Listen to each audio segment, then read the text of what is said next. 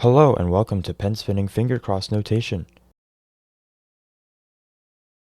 In this video, you'll understand basic X-type fingercrosses, O-type fingercrosses, half fingercrosses, and how to actually use them in real-life notation.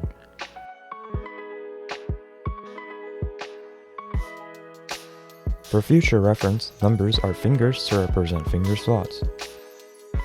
Every finger cross is written in between brackets after the slots of a trick. If you want to apply the finger cross to a single slot, then we will put the brackets right after that slot with no space. If you want it to apply to multiple slots, you would put a space and it would apply to every slot in the trick. We write FC to start a finger cross and /FC to end one. We'll start with X-type finger cross.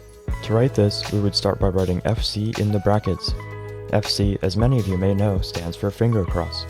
No need to write X as it's implied with what comes after. What comes after are the fingers we want to cross. Imagine we want to notate this. From first appearances, looking at it palm up, the pinky finger is above the ring finger.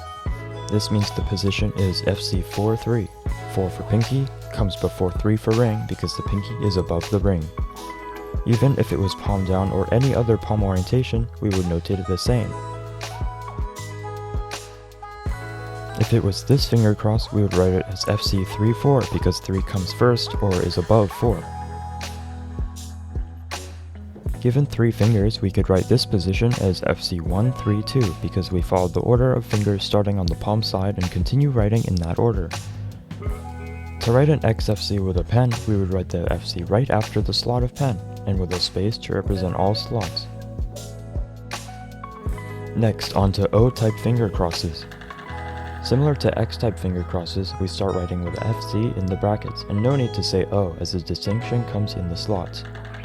To understand O-type finger crosses, however, you'll need to understand palmar and dorsal sides, which are the faces of sides, either the front or back of the finger. If you want to learn more about that, check out my penspinning finger, phalanx, and face notation video.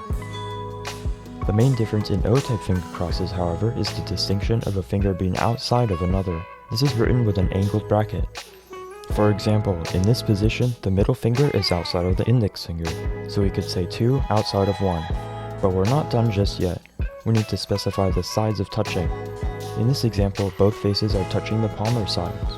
This means the full notation is FC 2P outside of 1P.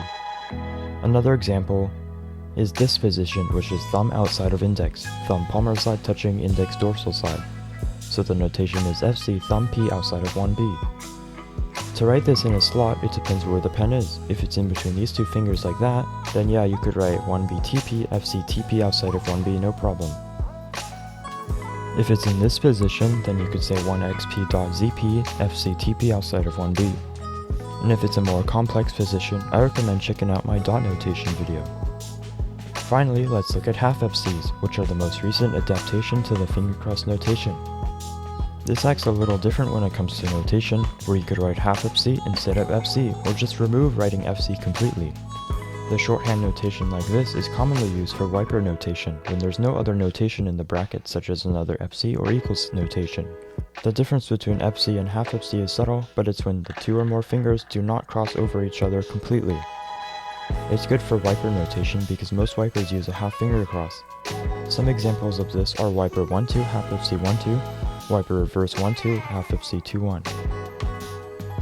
If you want more penspinning resources, I highly recommend checking out RPD's book on penspinning history and notation. If you like these videos, feel free to check out my other videos on notation and general penspinning. Thanks for watching. See you next time.